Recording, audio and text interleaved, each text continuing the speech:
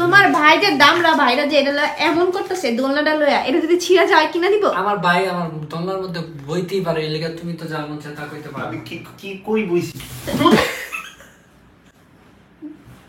আমার দোলনা নিবে কে? আমি এই দোলনা নিব না, আমার অনেক শখের দোলনা ছিল। তুমি বেশি এমন করো দেখেই সালাদা এমন করে। আমার অনেক শখের দোলনা ছিল। তো শখের দোলনা নিলে কি ছিঁড়া গেছে আমি জানি না আমার নতুন নয় পড়ে গেছে এটা লাগা তোমার একটু মায়া আছে। আমার একটু মায়া না, আমার শখের দোলনাটা ছিল কি লিগা? কি করছো তুমি? আরে ওই পড়ে গেছে ওরে না ধরবা আগে। কি রে আব্দুল্লাহ? ব্যথা পাইছো? সিরিয়াস ব্যথা পাইছো? বেশি ব্যথা পাইছো? তোমার কারণে তুমি সব সময় এমন করো। আমি তো ভালোর জন্য বলছি যে তো ওই যে এত ওজনের একটা মানুষ যদি এই পাতলা দোলনা নিয়ে এমন করে তাহলে তো ছিড়বই। ওইছে আপনি কি এটা কি সিকল দিয়ে লাগাইছি? আমি ছিড়া দিলা তুমি আমার কিনা দিবা? আমার কত শখ করে আমি এটা আমার নতুন ফ্ল্যাটে লাগাইছি। যে দোলনা কয় টাকাই পাইব? যত টাকাই হোক এটা তো আমার শখের ছিল। আমি কি না দিমু সমস্যা নাই, এত কাহিনী করেন না। আমি আপনার দোলনা আপনার লিগে আপনার একটা দোলনা অর্ডার দিছি আইতাছে। এই লেগেই ছিড়ছো? এ ছিড়ি নাই, এটা ইচ্ছা করে ছিড়ছি, দেন নাই। আজ পরে ব্যথা পাইতাছে আর একটু বড় ফেন তো তুই বাছরা আর একটু। আমি কোন জায়গায় বড়?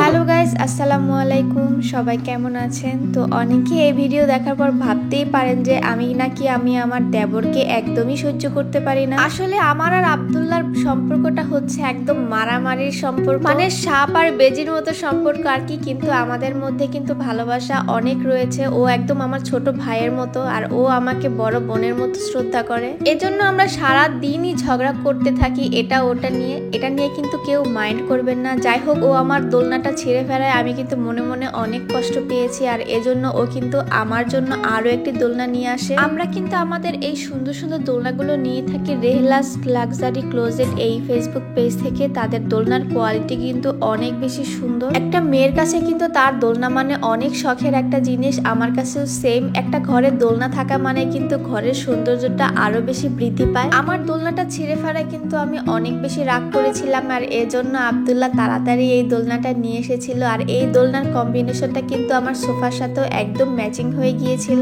আর আমার দেবর লম্বা হওয়ায় ঘরের যাবতীয় কাজ ওকে দিয়েই করাই, শুধু আমি না ঘরের সবাই, কারণ ও হাইটে অনেক বেশি লম্বা, তাই এসব কাজ ও খুব সহজেই করতে পারে। আব্দুল্লাহ কিন্তু হাসি মুখে সমস্ত কাজগুলো একদম ঠিকভাবে করে দেয়। এই যে আমরা কিন্তু দোলনাটা একদমই লাগাতে পারছিলাম না, তাই বাধ্য হয়ে ওকে বললাম যে দোলনাটা লাগিয়ে দাও, আর আমিও পারতেছিলাম না, এজন্য মামুনও আসছে হেল্প করতে। যাই হোক, আলহামদুলিল্লাহ অবশেষে কিন্তু দোলনাটা পারফেক্ট ভাবে আমরা ঝুলাতে পেরেছি। আর এই দোলনার কম্বিনেশনটা কিন্তু আমার অনেক বেশি ভালো লেগেছিল, একদম আমার সোফার কালারের সাথে একদম পারফেক্ট ম্যাচিং হয়ে গিয়েছিল।